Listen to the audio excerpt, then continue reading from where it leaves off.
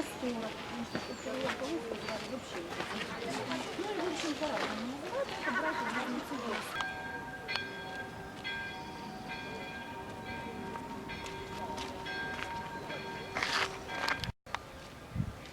Hello everyone, it's Felicity here. Sitting in the house of Vestal Virgins, and as you may know that I have deep connection with the Roman gods or goddesses, especially one of them is Vesta, goddess Vesta, and it's about the worship of fire, and also because of Vesta, it really protects the city of Rome. And also the second one that I feel connected with is the goddess Diana, or you may call that a goddess Artemis, okay? And so Artemis, the goddess Artemis is the goddess of hunt and of woman labor. And so let me begin with the Vestal Virgins. I feel that this position is the best job ever. Okay, it's very modern concept to give jobs to women. Okay, so you can see that. Okay, they are without heads right now, but I feel that okay, even though the other religion or maybe they are, you know, just got cut off the head. Maybe because of the weather, because of the time, their heads are gone, and it really suits them. Because why?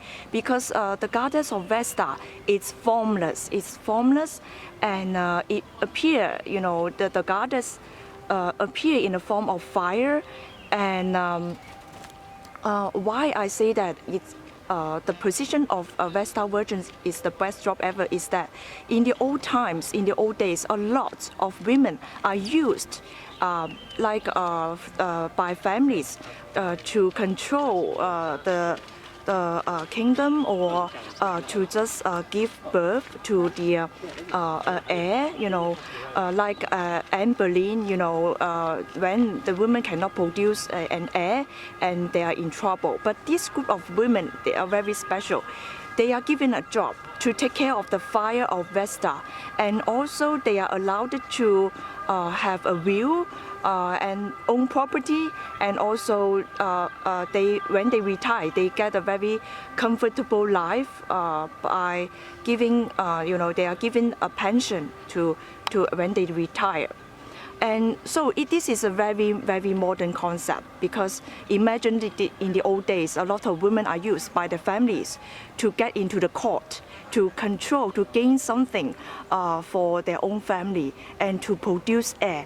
But Vestal Virgins are not using their body, not using their physical body to give labor to children, or, you know, they are given a job.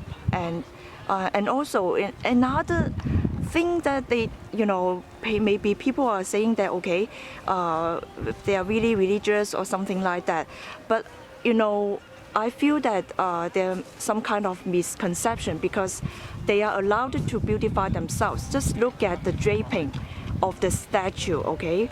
Why are they allowed to show some kind of femininity? It's because you know, they are here not just to look after the fire, but to select the disciplined generals for war. Actually, their physical form stay in here, but their spiritual form, or you can call soul, or their energy are presented in the war. So it's not just taking care of the fire and taking care of the household. Actually, their spirit and their soul, or their energy, actually they are presented in the war. Imagine that why the feminine energy is so important in the war. It's because women are very strong. They are strong within. You know, the masculine energy is strong without. It's outside force, okay? But the feminine energy is strong within, especially when it comes to healing, when it comes to you know, healing the wounds, physical wound, as well as the psychological wounds. and so their presence in the war is very important, especially their spiritual, their energetical presence into the war. And because you can imagine that when women give birth, they quickly regenerate themselves. So they can have a healing energy. They have a quick healing energy because, after the giving birth, the feminine energy can regenerate themselves very quickly. They can walk within hours. They can breastfeed within hours, maybe immediately. So the Romans are very clever. They understand this universal, maybe hidden secret. So they know that in order to win some war, in order to heal their soldiers, in order to heal the masculine energy, there needs to be feminine energy presented energetically in the war. So of course, the secrets are not going to give out to the citizens because they just want to keep the women in their own position. So the secrets are known only to a few, only to this group of women. So they learn about the knowledge of astrology, they learn about the wisdoms of the ancestors, and they know about the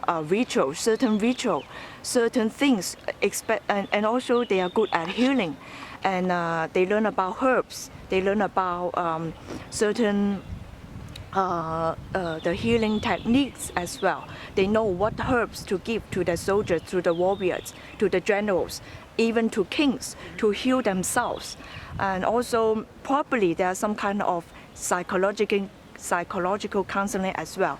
Okay, when it comes to how to select the disciplined the generals, and also their presence is to discipline the generals and to discipline the king as well, because you can see that the figures are fully present in this statue. So they are not shy away from any kind of feminine beauty or feminine beautifying themselves. So you can see that, why? Because when they are draping, it really it's like you need to wait for the wind to help you to blow the draping of the clothing, so that the full figure will present in front of you. When the wind blows their clothing, when the wind blows the covering of the clothing, so the wind blow in the clothes draping will stick to the skin. So it's a subtle and yet it's a sexiness presented, unlike the modern days. The modern days feels that it's a need to show a lot of flesh in order to feel the sexiness. But in the old days, the sexiness is presented in the blowing of the wind. When the wind and the draping show the full figure, it creates some kind of, it leaves space for the imaginations. So that's how the Vestal virgins, give, the sexiness is presented in this form. And also because they are not allowed to marry or to lose their virginity, and it tells the general that, okay, this group of women make it. Can you discipline yourself when it comes to a certain time? And it's not time to have some kind of sexual contact with women. Can you discipline yourself? So this is how they rule. This is how they select the suitable generals to rule, to go to the war zone. And also, this is also the practice. This kind of practice also tells the emperor, tells the ruler, okay, when is the best time to do something, when is not the best time to do other things. So it's about the training of discipline, as well as the, the feminine representation in the war zone. And that's why, sometimes there's a misconception, okay, when the political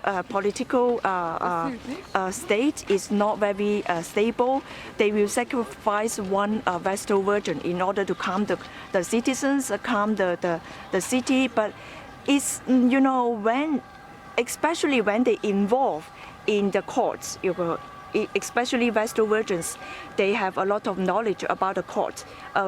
They energetically present in the war.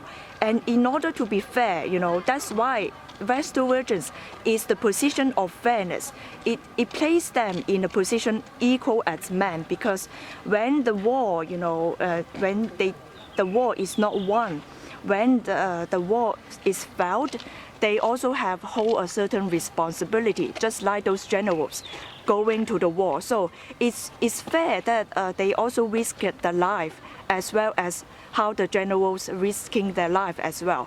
So it's not 100% risk-free. Yeah, as long as you are inside the court working for the king and working for the country, you are at risk, of course. But it doesn't mean that it's something bad, So this is how I understand the Vestal virgins energy and the cycle of and the circle of Vestal virgins. So hope that you enjoyed this video. Bye.